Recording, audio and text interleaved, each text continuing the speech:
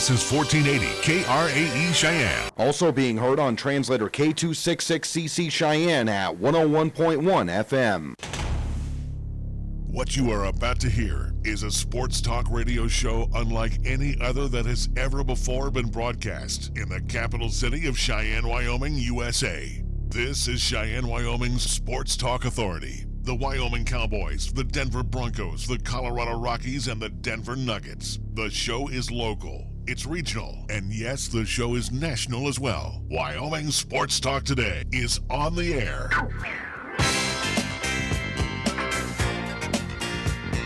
If they're talking sports on the radio in Cheyenne, this is the place it happens. This is Wyoming Sports Talk Today. And a good Tuesday afternoon. Welcome to Wyoming Sports Talk Today. Larry Perrotti along with Nick Perrotti. Our program being brought to you by Taco John's. It's very simple. On a day like today, 2 words, Taco Tuesday at all Taco John's of Cheyenne. We want to thank Kia of Cheyenne over on Nation Way, where Kia right now moving out the 19s, the 20s are coming in. Matter of fact, the 20 Telluride on the lot. You see my good buddy AJ and Greg and the entire crew over at Kia of Cheyenne. They're going to make you an offer you can't refuse. And again, got some great pricing plans in place for the summer. Platte Valley Bank times 2, the original location over on Vandehigh, the east side location, corner of College and Pershing. Rick and the crew invite you to come on by. Do banking the old-fashioned way, customer service. Come on in and, matter of fact, you can do it the Nick way. And I'm talking about the high technology way. They do everything in between as well. Car loans, home loans, HELOCs, all for you at Platte Valley Bank. Chick-fil-A at the corner of Windmill and Delrange, right across from Powers Field and Menards. And again, Ray and Cindy invite you to come on by. 2 convenient drive-thrus. They offer 3 squares Monday through Saturday, and for a limited time, 2 thumbs up from me. Guaranteed you will love it. Their smokehouse, BBQ, bacon sandwich, along with their strawberry passion tea lemonade. Again, here for a very short time. Don't snooze, you'll lose. Chick-fil-A, Windmill and Delrange, Medicap Pharmacy. For all your pharmaceutical needs with your doctor's prescription, shop inside or use the convenient drive-thru. Same location as always, Bluegrass Circle next door to Texas Roadhouse. See my good friend Gene Barber and the entire crew over at Medicap Pharmacy. Lennox Auto Body and the Auto Glass and Detail Center, part of Lennox Enterprises, founded by Dick Lennox a quarter century ago. Tradition carried on by his daughter Heather. The Auto Glass and Detail Center over on Pershing Boulevard. Remember, it's not clean until it's Lennox clean. And of course, if you need them fixed up, go to the Auto and Truck Repair Center on Dunn Avenue. First Tier Bank at 1508 Stillwater Avenue. Again, we want to thank Tim and the wonderful staff over there. Talk to them about their special CD rates going on. Whether you do a 27-month CD or an 18-month CD, you're going to get some special APY annual percentage yields right now from First Tier Bank, open Monday through Friday. Paisan Cuisine at its best, right across the street from Mondello's Pizzeria. Joe and the family and the entire crew invite you to come on by. Again, always fresh, always delicious, not corporate, family-owned, family-operated. And again, if you like pizza, you're going to find a plethora of pizza, along with strombolis, calzones, and their sandwiches, always on fresh baked bread. Mondello's Pizzeria, 1507 Stillwater Avenue, Suite D in the Greenway Commons. We get things underway always with our scoreboard. We'll go first to the Nixter and find out what's happening in his world. And our scoreboard is being brought to you by Pepsi of Cheyenne. Well, for me, no scores until this weekend, at least with the Cheyenne Hawks in action. But do want to remind folks a few camps and a few interesting things coming up this weekend. Triple Crown, Wyoming, again formerly known as Cheyenne Mustangs, will be holding at least tryouts coming up this Saturday over at Powers Field between 9 and 1 p.m. This is for 15 to 18, at least players of age, for the summer 2020 season, again, to play for Triple Crown, Wyoming. So, again, this is a tryout, no tryout fee as well, too, again, happening over at Powers Field. Also, too, happening on the 10th at 11 a.m. will be the alumni game featuring the, at least, LCCC women's soccer program. Go check that out. And then at 1 o'clock, or when that game wraps up, will be the men for LCCC in their alumni game. That, at least, both games are free, and also, too, at least a little bonus that was passed away from Jose Arenas, that they will be having a barbecue as well, too. It is first come, first serve for folks who do attend LCCC, these alumni games, coming up this Saturday, again, happening at the LCCC soccer field. Major League Baseball, first of a double-dip day-night doubleheader at Comerica. The Motor City Kitties of Detroit losing to the Pale Hose. White Sox win 5-3 in the opener. We check out the rest of the schedule in the 5 o'clock hour. Brewers and the Pirates at PNC. Yanks, Orioles at Oriole Park at Camden Yards. The White Sox and the Tigers expected to get underway at 5:10 this afternoon. Royals, Red Sox, Fenway Park. Marlins and the Mets at Citi Field. It'll be the Rangers and the Indians at Progressive Field. Blue Jays, Rays at the Trop. Angels and Reds interleague play at Great American Ballpark in Cincinnati. 6 o'clock games, so we'll have the Athletics facing the Cubs again at Wrigley. Rockies and the Astros tonight at Minute Maid. German Marquez getting the call for the Rocks. He's 10-5 in the season. Zach Greinke making his first Astros debut. He'll toe the rubber for Houston. It will be the Braves and the Twins at Target Field. 7 o'clock games will have the Phils and the Diamondbacks at Chase. It's a cool one in Phoenix today. Only 94 degrees right now. Nats and the Giants once again at Oracle Park. It will be the Dodgers and the Cardinals at Chavez Ravine. And the late contest will have the Padres and the M's at T-Mobile Park in Seattle. Our scoreboard brought to you by Pepsi of Cheyenne. Yo, this is your cup holder talking. You know me, the little round thing between your car seats. Now, listen, we need to talk. Now, I normally have a nice cold bottle of Mountain Dew in me, but at the moment, I'm empty. That's right, no Mountain Dew. Nothing in here but a couple of quarters and a dime. A fully capable cup holder like me just carrying your loose change, it's embarrassing. Look, I'm not made for loose change. I'm round like a bottle of Mountain Dew. Glistening, cold, and delicious. I'm made to keep Mountain Dew within reach at all times, so you're never far from that incredible bold citrus kick whenever you need it. Just inches from your hand. So find the store already, grab some Dew, toss it back, then place that bottle where it belongs, and put that loose change back in your pocket. Mountain Dew. Do the Dew. To celebrate Taco John's 50th anniversary, our famous Sierra Chicken Sandwich is back. With grilled chicken and original Sierra sauce wrapped in a warm flatbread, the Sierra Chicken Sandwich is better than ever. Plus, we're giving you a chance to win $50,000, free food, and other great prizes with any medium or large drink purchase. 1 in 3 cups is a winner. Enter the code on the cup to see if you've won $50,000, free food, or other great prizes. The more you play, the more you win. Ole the day at Taco John's. Cheyenne Urological has been the cornerstone of urinary care to Cheyenne and its surrounding communities for over 20 years, with doctors Bryant, Everett, Gajewski, and their highly trained staff providing top-quality treatment for prostate cancer, urinary tract infections, kidney stones, impotence, and incontinence. Cheyenne Urological is now offering cutting-edge robotic surgery. So call Cheyenne Urological at 635-4131 for compassionate, expert urinary care. That's 635-4131.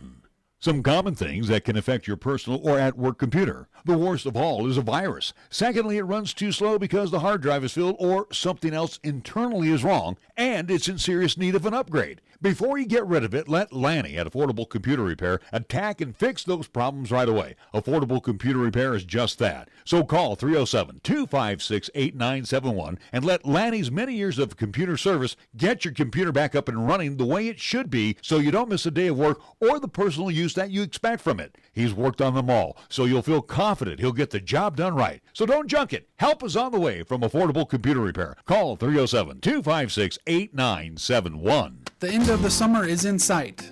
Did you accomplish all of your home improvements and remodeling projects? Whether you're remodeling your kitchen or adding a little extra space for your growing family, a home equity line of credit with Platte Valley Bank can help you finish what you want to complete this summer. So stop in and we'll show you the hidden value in your home with a home equity line of credit with Platte Valley Bank. Platte Valley Bank, member FDIC, equal housing lender. All lines of credit are subject to credit approval. Certain restrictions may apply. Here's the latest weather forecast on 1480 KRAE. For tonight, it'll be sunny with highs around 87. For tonight, it'll be partly cloudy with lows around 57. On Wednesday, it'll be mostly cloudy with thunderstorms likely throughout the day with highs around 85. And on Wednesday night, it'll be mostly cloudy once again with rain showers likely with lows around 56. We're taking Cheyenne, Wyoming Sports Talk Radio to a whole new level. This is Wyoming Sports Talk Today. Don't look at me. I think these people are completely nuts. Stop this crazy thing! And it's only here on AM 1480 KRAE.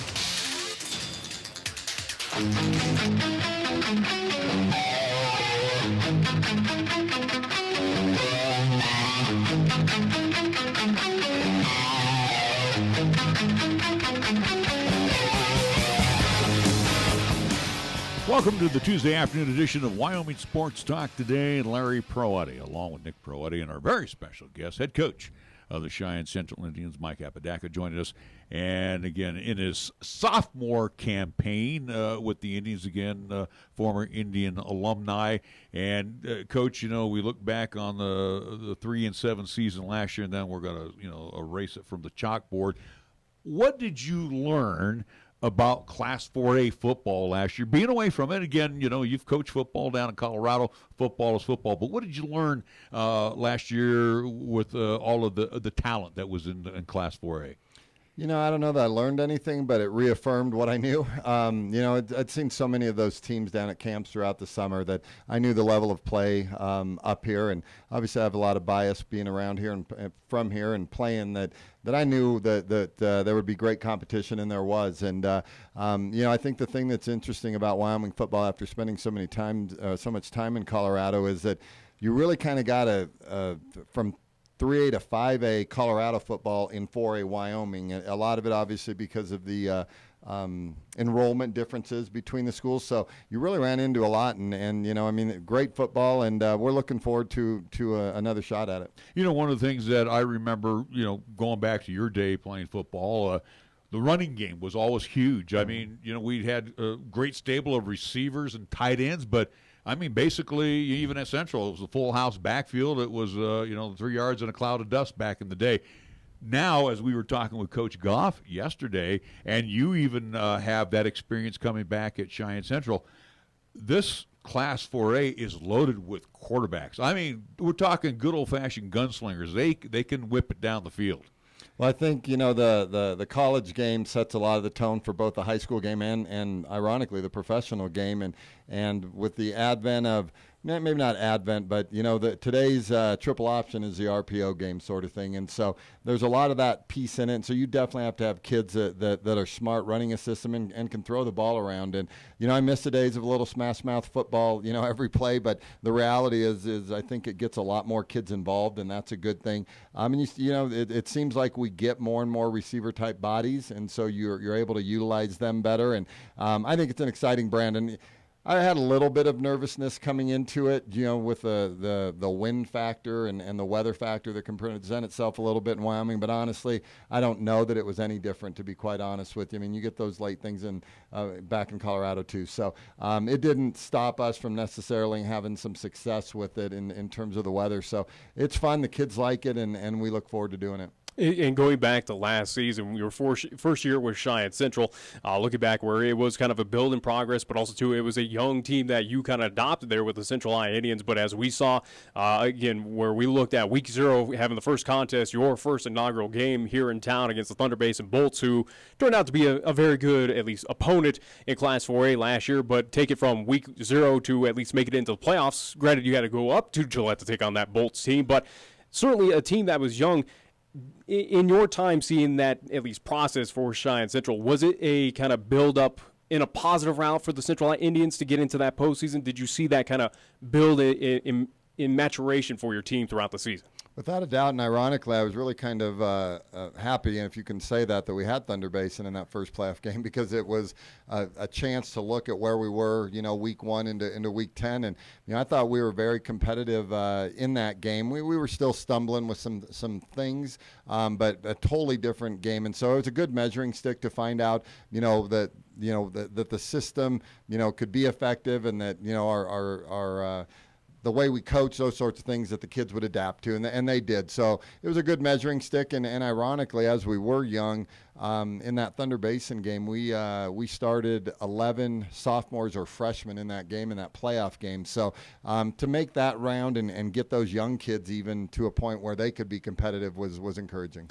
But at least heading into 29th season, we'll talk more about and preview the schedule and all that fun stuff with Cheyenne Central. But, again, as we talk where you had that many, at least underclassmen starting for Central High, getting some reps, varsity experience for your team, that's going to show some promise, or at least some, not so much high expectations, but for you as a head coach, you got to love where this team is heading at in 2019 with this body that is getting a year older and a year wiser under your kind of tutelage. Without a doubt, and we've seen it, all off season.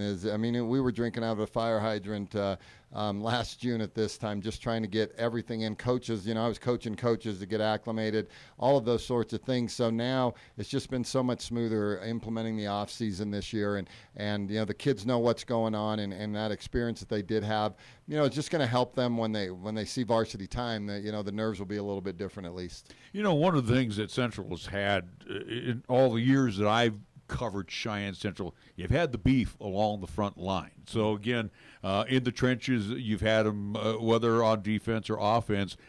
You graduated quite a few of those guys this past season. So if I look at a need right now, Coach, you can agree, disagree. I would say you're going to need somebody on that LOS up there to protect your quarterback.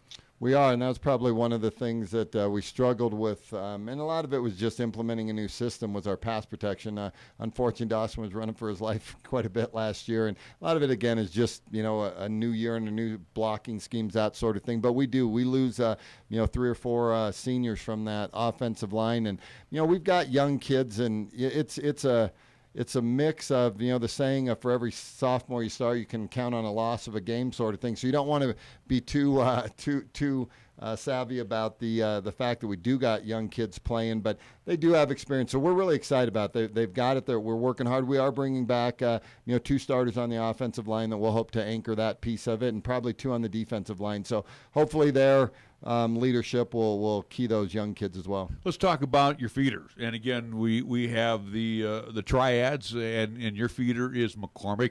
And one of the nice things that they did to inspire football over at McCormick is put a brand new field out there for them. And again, similar to what Cheyenne Central has, the all-weather turf. Let's talk about those youngsters that are going to be coming across. If there's a diamond in the rough, Coach, you know it better than I do. But again, these are young men that now probably are a little more inspired to go out for football and will be a part of the Central Indians program. You have to be somewhat encouraged that they're making strides over there at McCormick to feed Cheyenne Central. Absolutely. I had a unique experience this year. I'd never done it. I ended up teaching at the middle school last year at McCormick, and so it's kind of nice to see kids that I saw in the hallways. I'd always have a relationship with some of our feeder programs, but to actually have that day-to-day relationships with them, the great group of kids that have come out and worked hard. And the reality is you've got to build from the feeder, and that goes. We're actually finishing up tomorrow our youth camp, and we've had about 70 kids coming out to that, and it's just good to see that there's still some excitement about football in general, but Cheyenne Central in particular. And we try to do as much as we can with those youth programs to really just get them into a sport that we think that can really help them become better young men. As you talk about the youth camp, it will get more into what does the offseason look like for Central High football. But, majority we know Dawson McCleary playing for Cheyenne Post 6. Other folks might be playing baseball as well, too, around the area. Have other, at least, activities here in the summertime. But what has been the offseason, or at least what have you tried to address and accomplish in the offseason to prepare for 2019 season?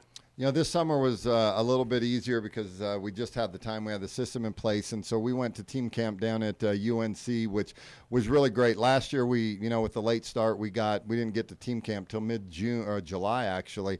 And so to get all that off-season stuff and kind of find out where you're at the first part of June, to then work on stuff during the rest of the summer was great. We've done a lot of passing camps down in Colorado, something that if you're going to throw the ball, I think that's one of the critical things, and I think that's why we've had some success over the years with what we do, is that we practice throwing as well. And so, we had a great off season, and it is, these kids are pulled in a lot of directions with different sports and jobs and vacations, and we try to, be, cognizant of that and make sure that they can still be kids. And, when they're there, they're working hard, and we're excited, but I am excited about August 12th when you can finally get everybody back together and really kind of start working on what you have. Now, Nick, I remember you went to a camp at UW. I think Joe Glenn hosted that particular camp years ago.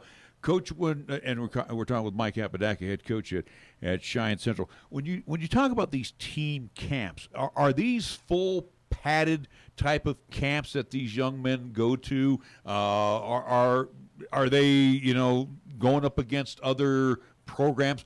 Explain to us a little bit when we send our Central Indians to UNC. What are they actually doing besides passing drills? You know, it's a great opportunity. The college coaches really run the camps in terms of the individual sessions, so they'll break things up. You know, kids will have time with the UNC offensive coaches, and then the UNC defensive coaches. We'll get some practice time. We will do some 7-on-7 competitions during that time. But yeah, there's really the big component. The component the kids love the most is the full contact scrimmages. The great thing about it is these are college coaches, and they understand that we're not there to win the state championship that day, and so we it's probably glorified thud where we're going hard, but the whistle blows and it's done sort of thing. So they're really cognizant of that because obviously we want to limit the injuries going into the off season, and so that's one of the reasons it was so helpful to go in June because it's football. You're going to get a nick here and there, and to get through those nicks, now you have 8 to 10 weeks to get through those nicks versus end of July where if you get something, a broken arm or something, all of a sudden you're dealing with that, for part of the season. So, no, they're great. They really are, to be honest with you, I don't know that many teams aren't doing them anymore. Either a team camp or scrimmaging another team during the summer, and that's kind of what we did last year when we went down to Torrington. So, it's really, football's a unique sport in that you can't play it year-round, and that's the beauty of it. But it is nice for those 5 to 6 days to really kind of find out maybe what you're looking at coming into August. Some of those guys, though, however, can do one thing for you. They can live in the weight room. Mm-hmm. And again, obviously weight's important my day, important your day, important in Nick's day.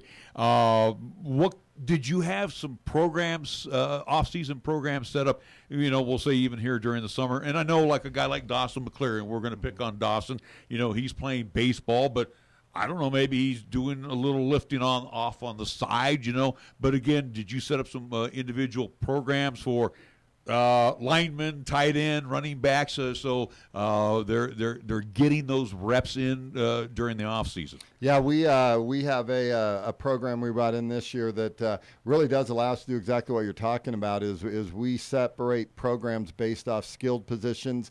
Whether it's O-line, D-line, linebackers, quarterbacks, that sort of thing. And, we go 4 days a week for about 2 hours a day. And it's the pinnacle of, I tell the kids, during the off season is football just not a game where, all of spring, we never brought out a football. There was never a football, whereas, other sports, a lot of what you're doing is taking BP or shooting free throws to increase your skills. Football obviously has a skill set to it, but the weight room is the most critical part. And if you're not good in the weight room, it's virtually impossible to be good on the football field. So we've had a lot of good kids, and the program that we use is actually available on their phones as well. So if they're gone, they can access that application on their phones and do a workout, and we can track it too, and so we know if they're doing it or not. But kids have done a good job. You gotta love that for 2019. Yeah. We're back in the day. You didn't have that luxury, so now you can monitor all that and make sure, hey, they're not lying to you at this point in time. Absolutely. But here we are, August 6 days away, as you mentioned, from first practice without pads for, again, all teams across Class 4A here in the state of Wyoming. But as we look towards the 2019 season for Central High,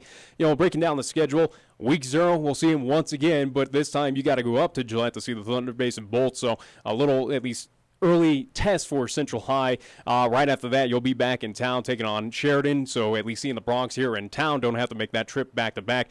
Week 2, heading up to Rock Springs to take on at least the Tigers, home against Campbell County, home against Laramie in Week 4. Up to Casper to see the Kelly Walsh Trojans, up at least over to Cheyenne East to see the Thunderbirds and that crosstown rivalry, home for the final 2 games against Casper and Natrona and Cheyenne South. So kind of almost a split 50-50 on that top 4 teams as we kind of broke it down with Thunder Basin, Sheridan, Cheyenne East, and Casper and Natrona. Not a whole lot of major road trips, or at least not on the road at least entirely this season. So just kind of break down your thoughts on the Central High at least schedule for 2019. I've never been one to worry too much about when we see somebody. We got to play them at all at one time, and it's our job as coaches to get these kids prepared to go week 1, and it'll be a great test. Probably the opponent we're obviously the most familiar with in the last year and a half is Thunder Basin, so probably not a lot of surprises. And honestly, I think as a fan, it'd be a fun game with 2 of the better quarterbacks in the state. I think first and second team, all staters there, and both talented kids, and so we're excited to go because I think we're getting closer closer to matching up to them, on a day-to-day, and, you want to find out where you're at. That's the reality of it. So, and as the rest of the schedule goes down, I mean, obviously the schedule makers didn't do us much favors with Thunder Bay and Sheridan back-to-back, but, we've got to test ourselves, and I think both of those games early on last year really were eye-openers for us and what we needed to do, and after that time, I think things got settled, and we started to be more competitive. So, we play who's on the schedule, and it's our job to get the kids prepared and ready to execute. As you talked about last season, again, at least getting into the playoffs first round, unfortunately, again, a loss on the road up against Thunder Basin, but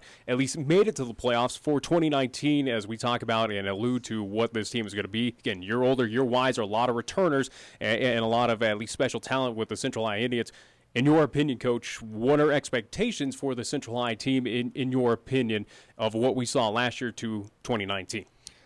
I'll give you two answers on that. One is the coach cliche one. We just want to improve and get better and keep this thing going the right way, and that's the easy answer, but ultimately that really is the test. But I do believe that as this program moves forward, and, even this year, is that, I think we do, our goals are to get on the top half of that side. I think we can build the talent. We have the talent, and our community deserves that, the Cheyenne community, the Central community, and I just think that I'd be lying to you if I didn't say that we need to start getting on the top half of that thing. I think it's the next step in the progression of things, and we'll try to make that jump this year.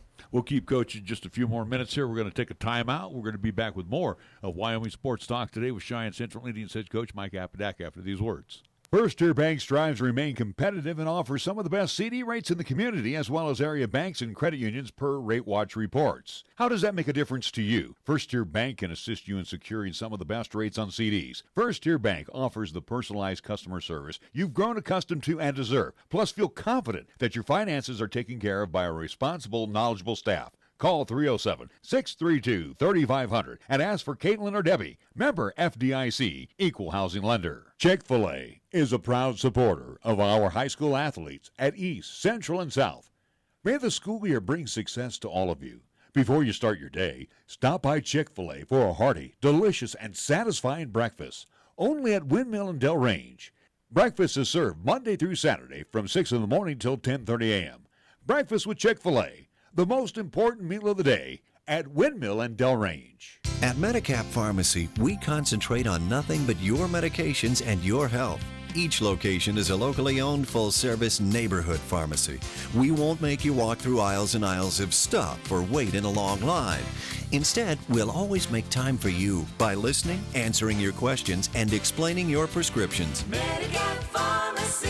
We'll always make time for you. Medicap Pharmacy, 1947 Bluegrass Circle, next to Texas Roadhouse in Cheyenne. Or call 635-3712. For almost 60 years, 1480 KRAE has been Cheyenne's home for good times and great oldies. Add to that live play-by-play sports featuring high school football and basketball, along with LCCC men's and women's basketball. Now combo that with KYOY FM, and you have Cheyenne and the area's only locally owned AM and FM radio stations. But we don't stop there. We also have 2 FM translators which serve the area with programming from both KRAE and KYOY. And that equals a lot of bang for your advertising dollar. Radio yesterday and now today, along with our websites, web streams, and digital ventures, makes us your one-stop shop. For more information, please call Don Morris at 307-637-0301. In life, you question everything. The same should be true when it comes to managing your wealth. What are your investment recommendations based on? How much are you paying in fees? And how can those fees impact your returns? Charles Schwab encourages investors to get engaged and ask tough questions. To learn more, call the Schwab Cheyenne branch at 307-459-0998 or visit schwab.com/Cheyenne. Charles Schwab & Company, Incorporated. Member SIPC. Capital Lumber is lumber one in Cheyenne. Are you listening? We're all the lumber store you'll ever need. For electrical, plumbing, paint, and tools, lumber and hardware, we're for you. And we're out to earn your business, yes indeed. Capital Lumber is lumber one today. Are you listening? Capital Lumber's at your service all the way. Capital Lumber Company, serving our area for over 53 years at 1222 Dunn Avenue in Cheyenne. To celebrate Taco John's 50th anniversary, our famous Sierra Chicken Sandwich is back. With grilled chicken and original Sierra sauce wrapped in a warm flatbread, the Sierra Chicken Sandwich is better than ever. Plus, we're giving you a chance to win $50,000, free food, and other great prizes with any medium or large drink purchase. 1 in 3 cups is a winner. Enter the code on the cup to see if you've won $50,000, free food, or other great prizes. The more you play, the more you win. Ole the day at Taco John's. Wisdom, expertise, compassion, qualities that are the foundation of Cheyenne Urological, with Doctors Bryant, Everett, Gajewski, and their highly trained staff providing top quality treatment for prostate cancer, urinary tract infections, kidney stones, impotence, and incontinence. You can trust Cheyenne Urological to give you the highest quality urinary care. Now offering the latest in robotic surgery. Call Cheyenne Urological at 635-4131. That's 635-4131. You bleed brown and gold? So do we. Wyoming Cowboys football and basketball is always front and center on the show. This is Wyoming Sports Talk Today, and it's here on AM 1480, KRAE.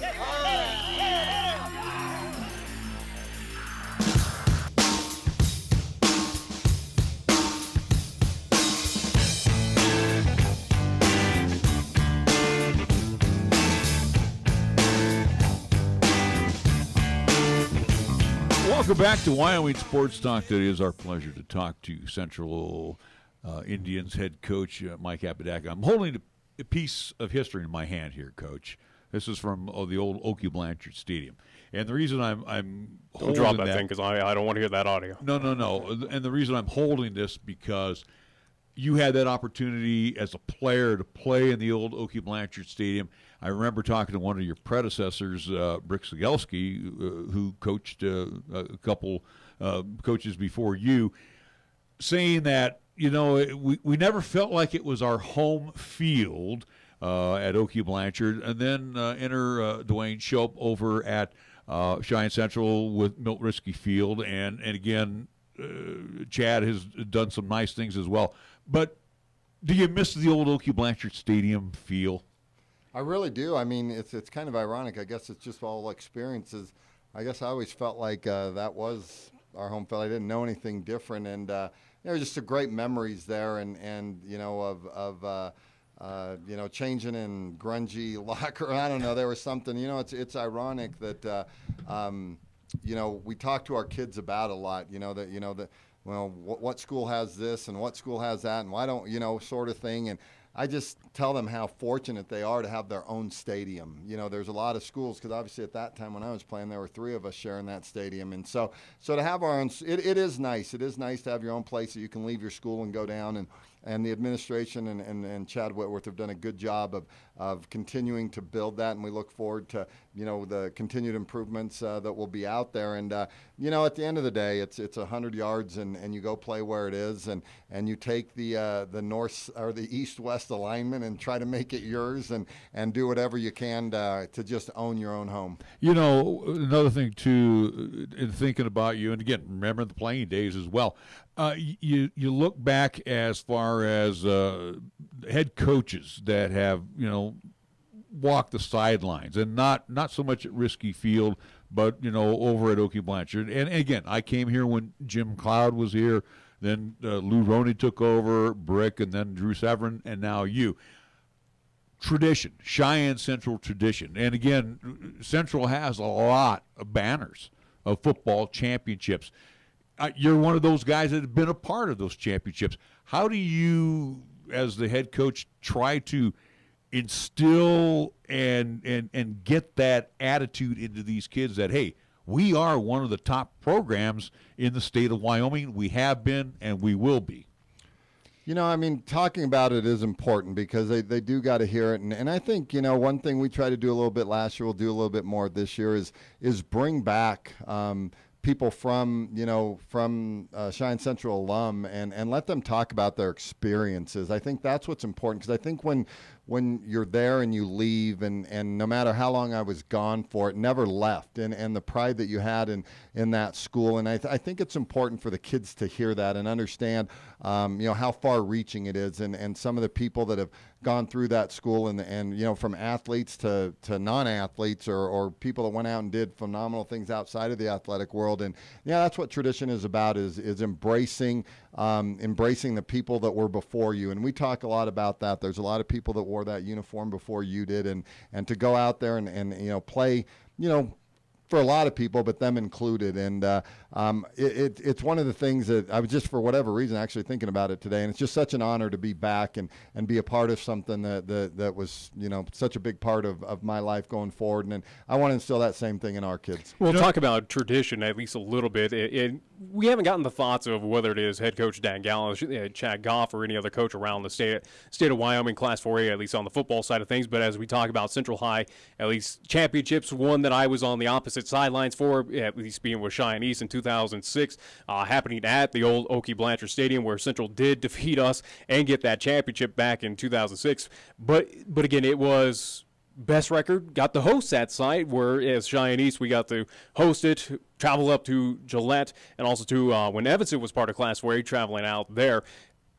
What is your thoughts, again, where you've been a player now as a head coach, in seeing this kind of at least new trend now, where for state title games happening in Laramie on that neutral site, trying to get fans to travel from across the state over there to support those teams?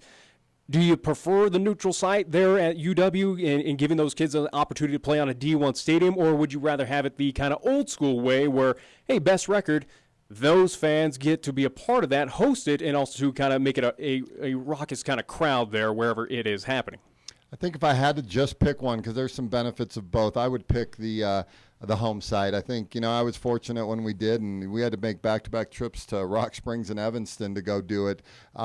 But there's nothing like a high school environment. And some of those stadiums just get so darn big, and, obviously they're not filled. And the experience itself is great, and those kids will remember it. But there's just something about the high school environment that I think is really hard to beat. And so I'd be a fan of traveling or having it home. Either opportunity presented itself. So, I would like to see it at the home stadiums. We're probably 15, 20 years apart from, age-wise. And, again, now you are relating to the millennials. Mm-hmm. You don't shake your head, Nick, because there is a difference now from when I played, 40-plus years ago. The question is it still cool to go out and play football? That's a great question. I think it's different. I think that the thing that's, I've got some bias to it, but football has a uniqueness in the mental toughness and the physical toughness that needs to happen for you to be successful at it. And I think right now, and not all, because we've got 85, 90 kids that are all in. I think before is more accepted. You just kind of did. There's so many more things going on for kids now. I think, that's part of it too. But, at the end of the day, I do believe that the kids are probably not that much different than when we grow up. To be honest with you, I think maybe the culture, parents, those things are probably more different and that sort of thing. And I think the emphasis on, I think when we were playing, sports was just that. It was an outlet. It was a fun thing. You did it with your buddies, and what happened after high school, wasn't the main objective. And I think more and more now that at 8, 9, 10 years old, I think the objective for a lot of participants anymore is, what do I have to do to get to college, sort of thing. And I think that's the thing that's probably changed the most. But when you get a chance to work with these kids and build some relationships with them, I think you find that they're not that much different. How much of an issue, as we talk about the evolution of the game here around 2019, as you mentioned, setting up on their phone, workout schedules in this new technology, it goes across all aspects of life. But we see in the NFL, we see it in the college ranks, and even see it on the high school ranks. But is it affecting here in town? Is player health and safety? Is that an issue that you're running into, or at least see a trend, whether it was down in Colorado, here in the state of Wyoming, that, as parents are looking at what's happening in the NFL, these new, at least discoveries with at least kind of the brain and helmets and all this good stuff, Is that something, a growing trend right now in football as well, too, kind of blocking off some numbers to come play football on the high school ranks? I really appreciate that question because sometimes I don't think it gets talked enough at our level enough. And I believe that overall the CTE thing, that sort of thing, overall is an NFL college problem.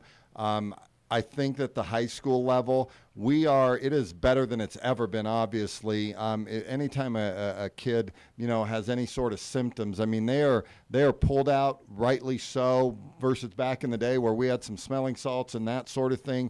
So it's so well managed at the high school level that I don't believe that it's a problem that will lead to things later. I think, at the end of the day, when you're dealing with college athletes and the money involved there, and then obviously the NFL, it's just a whole different, I don't think it's fair to compare it to. I do think that it has brought numbers because I think we're probably, going on 10 years of that at least. So when you back out 10 years, you're talking the 8th graders, 9th graders that are with us now, their parents have been hearing that for since their kids have been little. And so it absolutely has, but I'm not sure there's enough education in terms of forgetting the great things that high school sports and high school football in general builds for these kids, and the teamwork and the camaraderie and the toughness mentally, even physically, and getting through those things. I think that those are things that aren't talked about and weighed enough when those decisions are made. Safety is our number one priority, and like I said, I know it's the state's priority, our district's priority, is that these kids are so well monitored, our trainers are great, that I think it's every bit it's way safer than it was, to be honest with you, and I think it's even more safe. And anymore, it just seems that injuries are just a part of sports, and so it's hard to regulate them. But this district does such a great job in supporting us financially with equipment and those sorts of things, that I just think that it's important for people thinking about letting their kids play is really see the pros of what high school sports and football in particular can do. As we amp up here for August 12th, I know you're excited, and I'm sure your staff is excited to get back to work with the young men as they come to camp. You, as the head coach, you have to feel, and again, as the head coach, you're more prone to side with the offense a little bit, but the playbook was installed last year. And we'll use Dawson, for example. You have to feel pretty comfortable as you get things off and running that, hey, we can run play, 6A, whatever the case may be, that you can hit the ground running right away. Absolutely, and we saw that in like I said, our summer stuff is Dawson in particular's comfort and familiarity with our system. He just looks like a different quarterback. His confidence level is high and those sorts of things. Part of it's being a senior, but really part of it's being that, hey, I like what we're doing in this system. And so, yeah, we're really looking forward to just taking that next step forward. Well, Coach, we want to thank you so much for joining us. We are looking so forward to catching up with you. I do believe it's week one on the schedule, but it'll be the second game of the season that we will have you at home at Milt Risky Field taking on the Sheridan Broncs. So, again, tough road to hoe, and like you mentioned, your first two games out of the box, boy, I wouldn't wish that on my worst enemy. Well, Coach, we wish you all the best here in 2019. Thank you, and I just want to let you guys know how much we appreciate your coverage of high school sports in the community. All right, Mike Apodaca, head coach of the Cheyenne Central. It is we must take a timeout, pay some bills. We'll be right back after these words here at 1480 KRAE. Check out the huge savings this week at Town & Country Supermarket Liquors. Here are just a few of the terrific weekly specials. Our Super Radio buys, heard only right here, feature Maker's Mark Kentucky Straight Bourbon Whiskey. 1 liter bottle, $29.99. Bud Light, Coors Light, or Miller Lite Super Suits, 24-pack of 16-ounce cans, $22.99. And Icebox Mudslide, 1.75 liter bottle, $7.99. Town & Country Supermarket Liquors on the South Greeley Highway, Cheyenne's low price leader. When you say Mondello Pizzeria, think authentic Italian. When you say Mondello Pizzeria, think made fresh from scratch. When you say Mondello Pizzeria, think great pizza, delicious Philly cheesesteak, superb hot and cold Italian sandwiches, meatballs, sausage, and special subs, calzones, crisp salads, and great service. When you say Mondello's Pizzeria, think unmatched Italian taste. Mondello's Pizzeria, 1507 Stillwater Avenue, your only true Italian stop for lunch or dinner. Some common things that can affect your personal or at-work computer. The worst of all is a virus. Secondly, it runs too slow because the hard drive is filled or something else internally is wrong, and it's in serious need of an upgrade. Before you get rid of it, let Lanny at Affordable Computer Repair attack and fix those problems right away. Affordable Computer Repair is just that. So call 307-256-8971 and let Lanny's many years of computer service get your computer back up and running the way it should be so you don't miss a day of work or the personal use that you expect from it. He's worked on them all, so you'll feel confident he'll get the job done right. So don't junk it. Help is on the way from Affordable Computer Repair. Call 307-256-8971. Introducing Digital Wallet, a new way to pay with Platte Valley Bank. Add your Platte Valley Bank debit card to Google Pay, Samsung Pay, or Apple Pay, and have the ability to make purchases with just your phone. It's secure, simple, and accepted by millions of merchants worldwide. Try it today or check out pvbank.com for more information.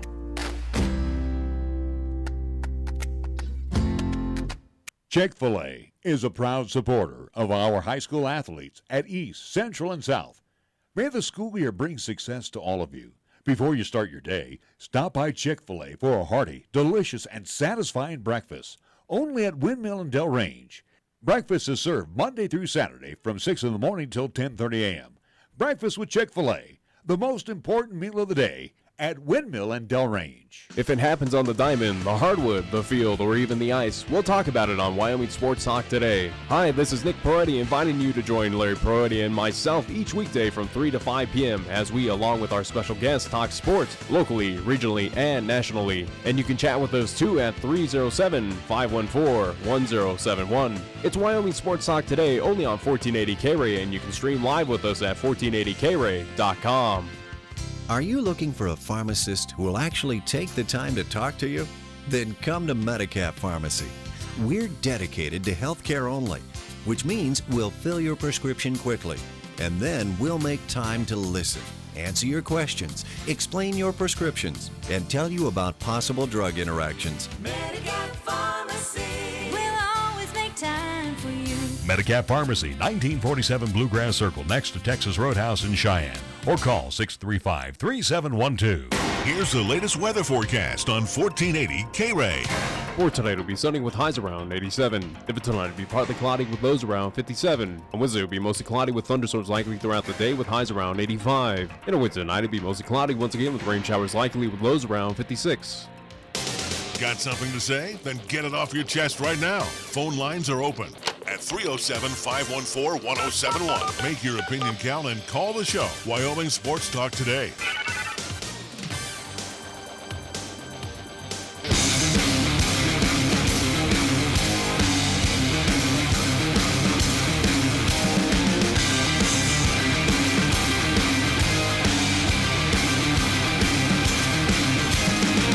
Thank you again to Mike Apodaca, head coach at Cheyenne Central, the head man at the Indians TP, and we do appreciate him coming in to talk some football. Term we had to figure out there, but well, the one thing too, because I'm running a couple thoughts in my mind.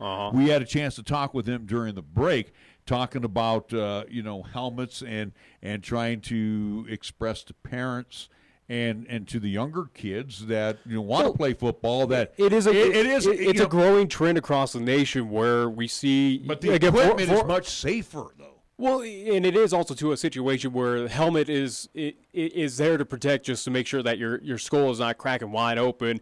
Again, it has its limitations.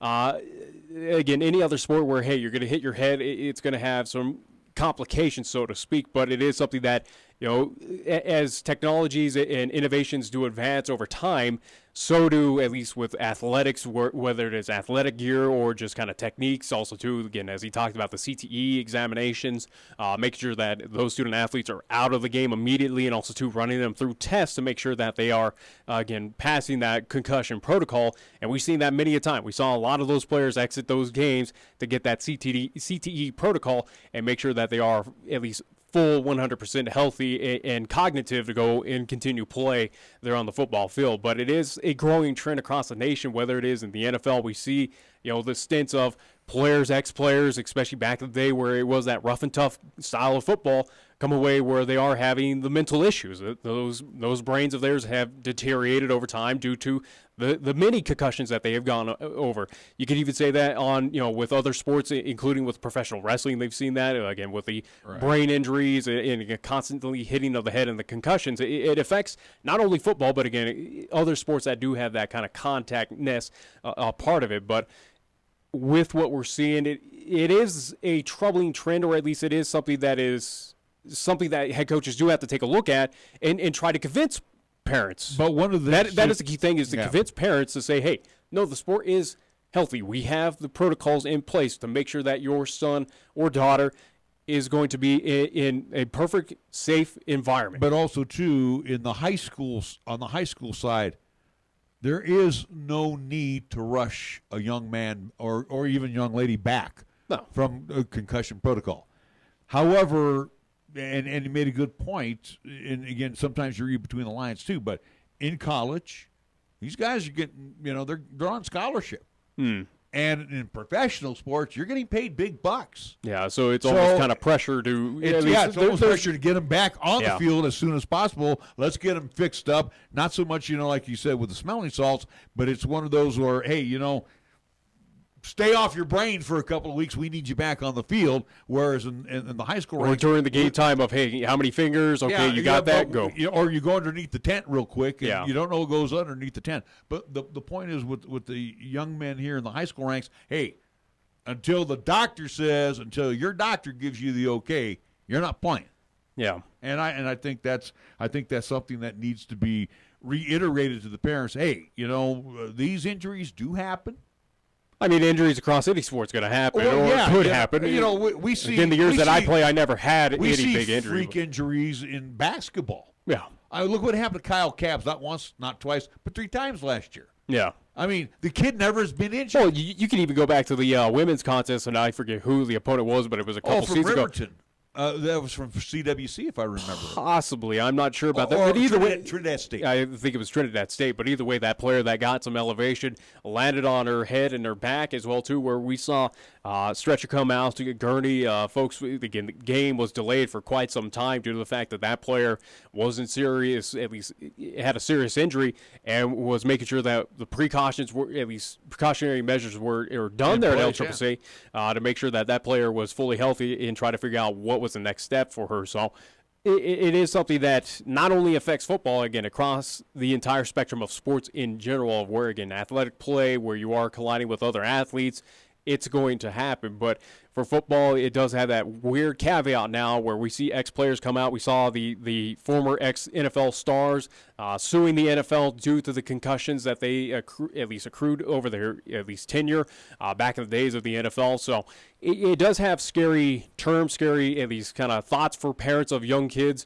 student athletes who want to be a part or interested in joining a football team. But it is something that technology is going the same rate as we are discovering and finding new ways to kind of protect it and make sure that the brain is healthy throughout the entire life. And I think the whole body is pretty well protected these days. Again, from the flak jackets that the quarterbacks wear, I remember I had bruised ribs, I think, my junior year, and you should have seen the flak jacket they gave me.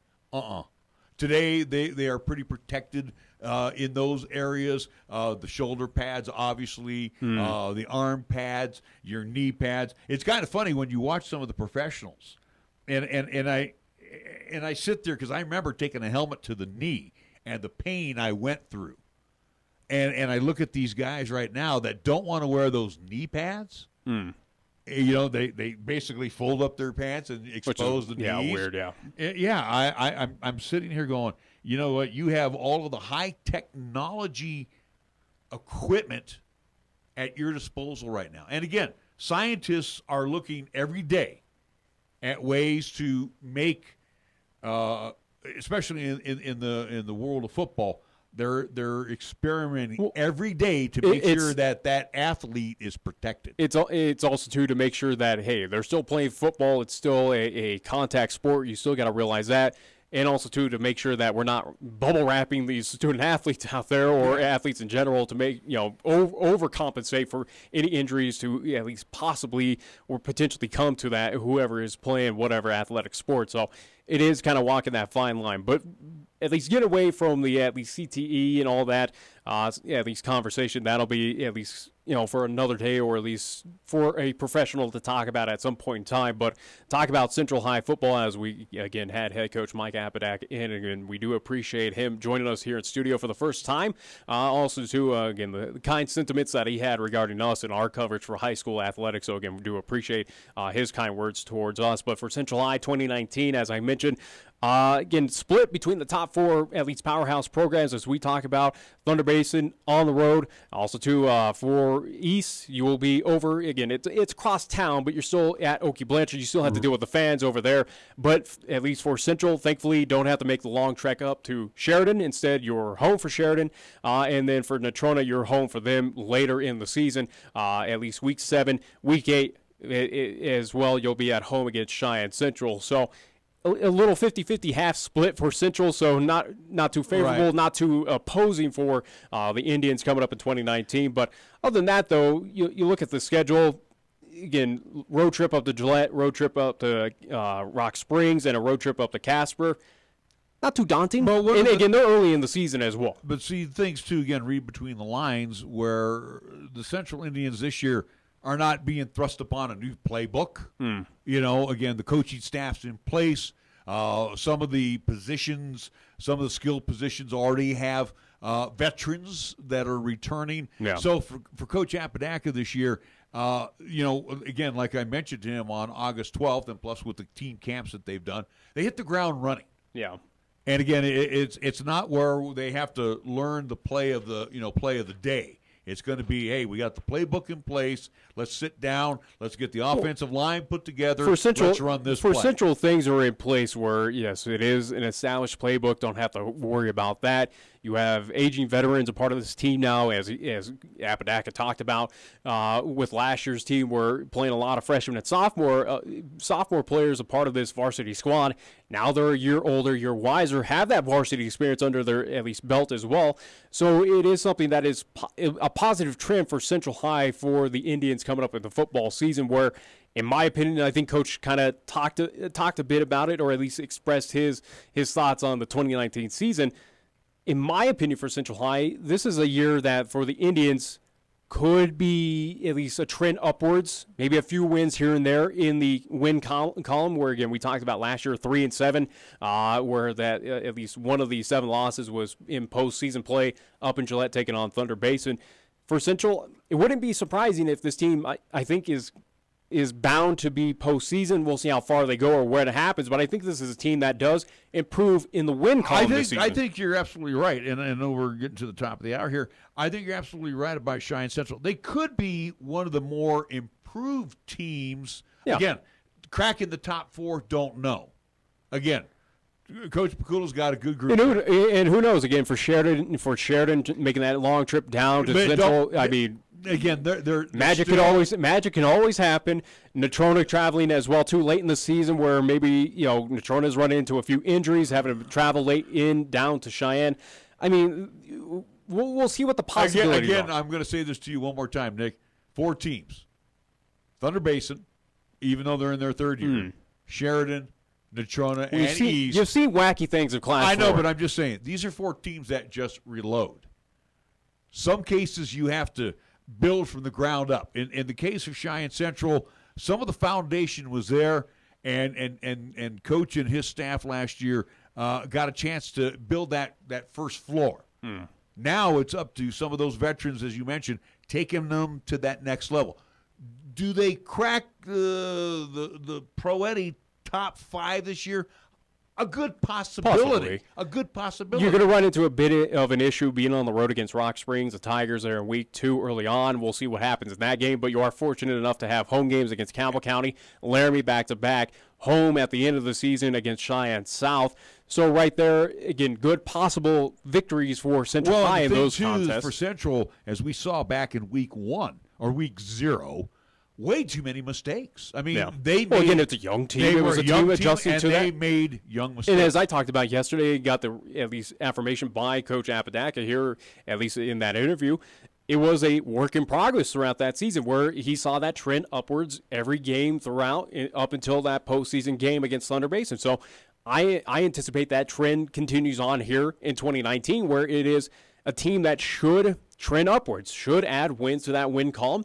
I don't anticipate them to be a number 1, 2, 3, or 4 seed. Absolutely not. But it is something that this team can make waves, can be an improved team from last year here in Class 4A, and maybe sneak in a top 4 team victory, whether it is over Cheyenne East, maybe at home home against Natrona, home against Sheridan.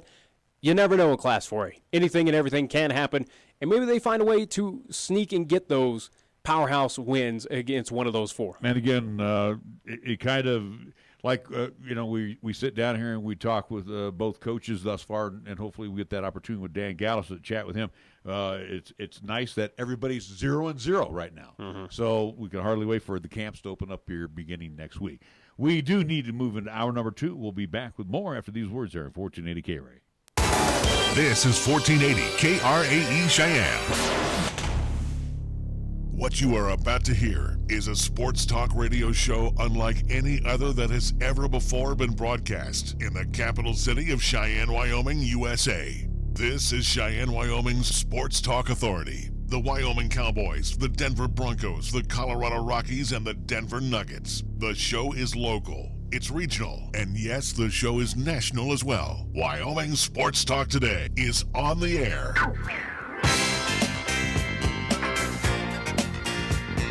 If they're talking sports on the radio in Cheyenne, this is the place it happens. This is Wyoming Sports Talk Today. Bouncing in from hour number 1 now to hour number 2, we want to thank all our fine sponsors. Again, Taco John's of Cheyenne. Taco Tuesday. I'd say no more. Load up on a pile of tacos from Taco John's tonight. Key of Cheyenne over on Nation Way. So again, we invite you to check out the lot full of 2019 Kias that need new homes, and again, some special pricing available right now from AJ and Greg and the crew over at Kia of Cheyenne on Nation Way. Platte Valley Bank ×2. Banking done the old-fashioned way, done the high-technology way, everything in between on Vanda High and at the corner of College and Pershing. Chick-fil-A at Windmill and Del Range across from Powers Field. And Menards, Ray and Cindy's place, where they say you got to try our smokehouse. And I agree with them. You got to try their smokehouse barbecue chicken sandwich. It is good. It is really, really good. And wash it down with their strawberry passion tea lemonade. Or you just go in there for a good old-fashioned chicken sandwich, waffle fries, and a vanilla shake, and call it good. It's your choice. Open 6 days a week, serving up 3 squares, Monday through Saturday, 2 convenient drive-thrus, Chick-fil-A, Windmill, and Del Range. Medicap Pharmacy for all your pharmaceutical needs. Again, CG and the great staff, same location as always, Bluegrass Circle next door to Texas Roadhouse, open Monday through Saturday. Lennox Auto Body over on Dunn Avenue, the Auto Glass and Detail Center over on Pershing Boulevard. Again, owned and operated by the Lennox family for a quarter century, and again, doing great things in our community over those 25 years. First Tier Bank at 1508 Stillwater Avenue. Come on by. Check out their special CD rates. Banking done the old-fashioned way. Customer service, you always first and foremost. Monday through Friday at First Tier Bank. Across the street at 1507 Stillwater Avenue. Sweet Dean, the Greenway Commons. Paisan cuisine at its best, not corporate. It's family-owned, family-operated, family recipes. And, yes, it's all delicious all the time. Hey, for a long time now, Joe Mondello has been doing this. I think he's been here as long as I have. And again, he has brought that traditional Paisan cuisine with him from the East Coast. And again, you're going to love everything that Mondello's Pizzeria has to offer.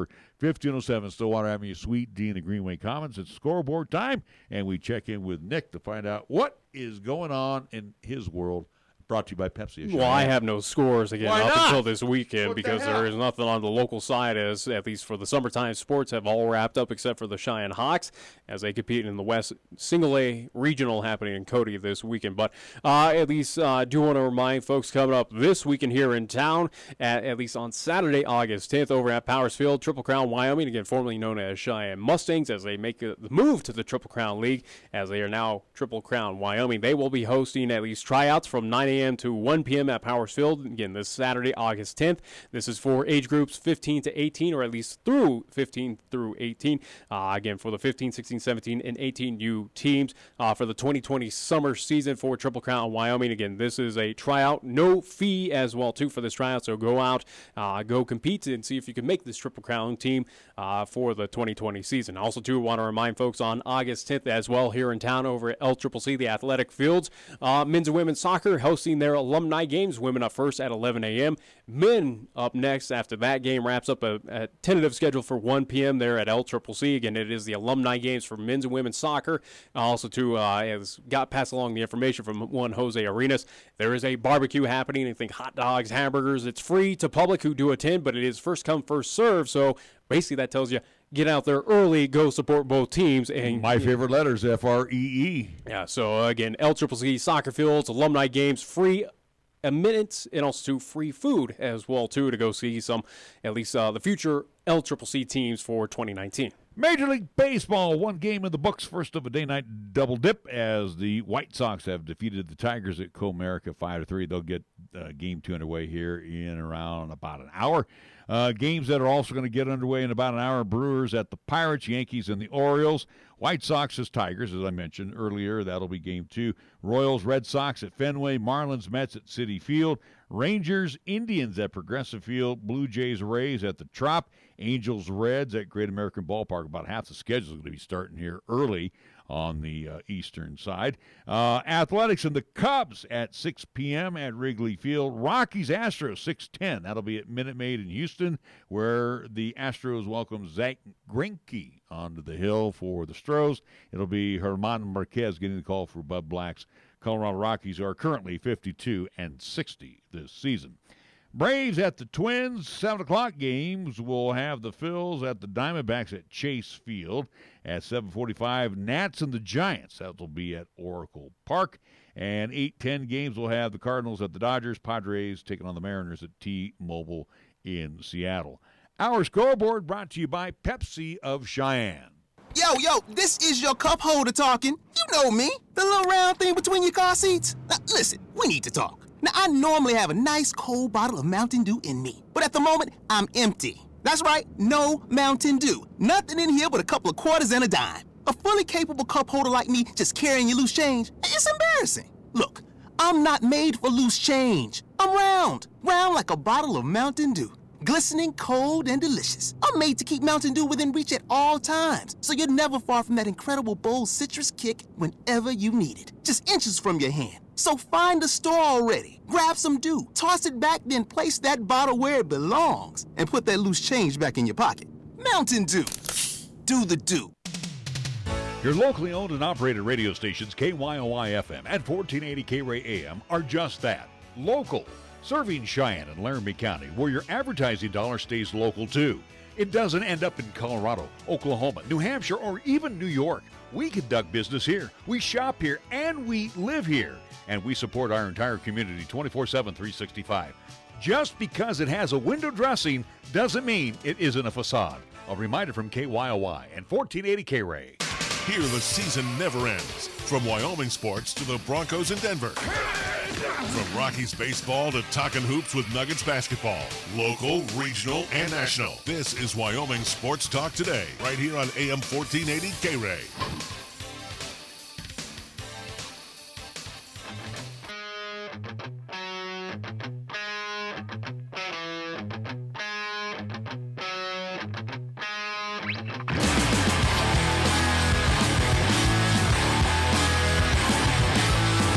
We're back on Wyoming Sports Talk Today. Larry Perotti along with Nick Perotti. Again, thank you to our first guest last hour interesting conversation with the head coach at Cheyenne Central. Do want to Mike mention, Apodaca. yeah, do want to mention with Coach Apodaca, Coach Goff earlier, at least on Monday's show, have reached out to Dan Gallus, head coach at Cheyenne South, have not received anything back from him, unfortunately, but at least we are trying, or at least I'm trying to get him on the show, so hopefully we will get a preview of Cheyenne South football sometime this week, hopefully. Again, if you're listening, Coach Gallus, please get back to me so we can get you on the program.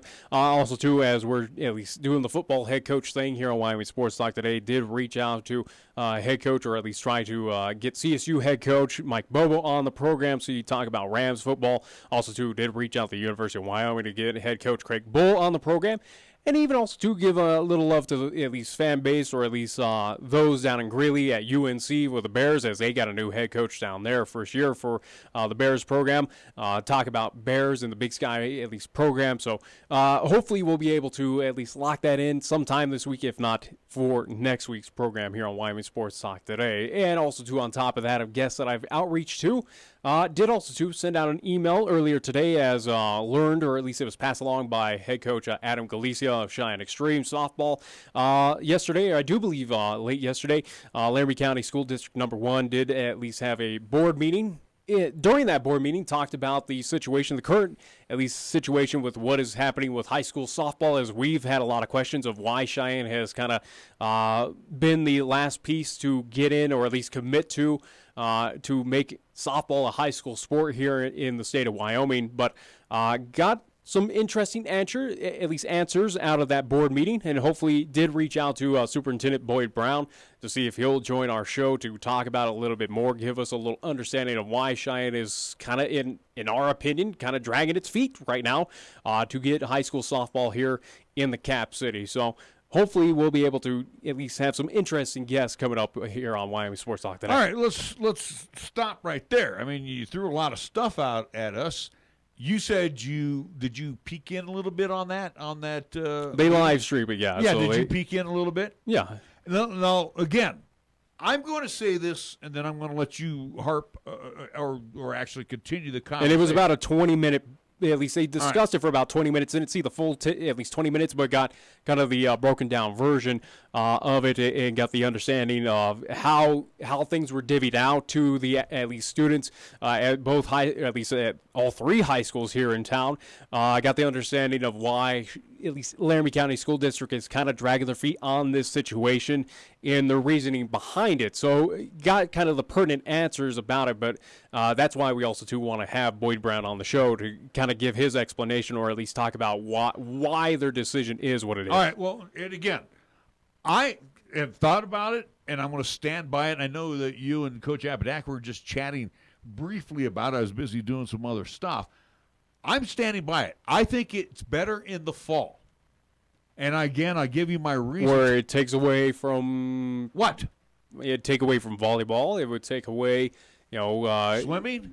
Well, swimming. A little bit on that. And cross country, tennis, golf. Okay. I mean, there's opportunities in there. So yeah, again, where their explanation is from the surveys that they divvied out in the surveys, which are kind of at a bit of a controversy here in town with those high schools. It was a survey that was passed out to all students. They filled out whatever sports that they were interested in, and it listed out everyone, including softball, on there. But the understanding is that the numbers that they got back from those surveys from all 3 high schools was that percentages and numbers were not the greatest to support high school softball for 3 high schools, or at least all 3 here in town. And it's not going to work in the spring. And again, the weather is hideous in spring. Okay, you can't pull what soccer did, where we saw in the regional, where you could play indoors. And like Rebecca Valdez told us that time, hey, they had the field house available at the University of Wyoming, which we looked at when we were there, how they had it set up for soccer. And yeah, they had the lines already imprinted on that turf. So, again, your best weather. And again, we now offer fall leagues, both baseball and fast pitch. So what's to say that we can't have these young ladies? Do we hurt the golf, and do we hurt the tennises of the world, as well as maybe volleyball? Maybe, I don't know.